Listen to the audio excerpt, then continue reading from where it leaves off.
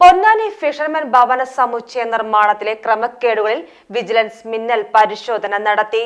Vigilance കണ്ടെത്തിയ വസ്തുതകളിൽ തുടരന്വേഷണം നടക്കും.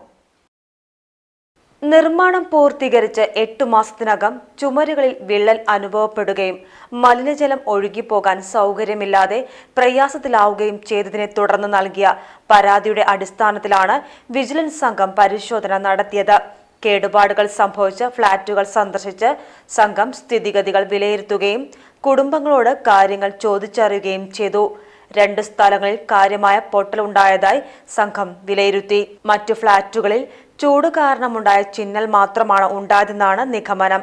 ഫ്ളാറ്റിന്റെ നിർമ്മാണം പൂർത്തിയായ ഉടൻ തന്നെ പെയിന്റ് അടിച്ചതിനാലാണ് ഇത്തരം പ്രശ്നങ്ങൾ ഉണ്ടായതെന്നും വിള്ളലുണ്ടായ ഭാഗങ്ങളിലെ പ്ലാസ്റ്റിക് ഒഴിവാക്കി പുതിയ പ്ലാസ്റ്റർ ഒട്ടിക്കുന്ന പ്രവർത്തനങ്ങൾ പൂർത്തീകരിച്ചതായും സംഘം കണ്ടെത്തി. മലിനജലം ഒഴുകിപ്പോകാൻ സൗകര്യമില്ലാത്ത പ്രശ്നങ്ങൾക്ക് പരിഹാരം കാണാൻ പുതിയ ഡ്രൈനേജ് സിസ്റ്റത്തിന്റെ നിർമ്മാണ പുരോഗതിയും വിജിലൻസ് വിലയിരുത്തി.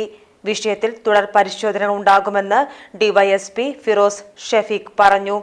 SI Srinivasan, ASI PV Muhammad Saleem, PWD building വിഭാഗം AXC ഗോപാലൻ എന്നിവരടങ്ങിയ സംഘമാണ് പരിശോധന നടത്തിയത്. PGTV news Ponnani. സ്നേഹത്തിന്റെ ഭാഷ ഒന്നാണ്.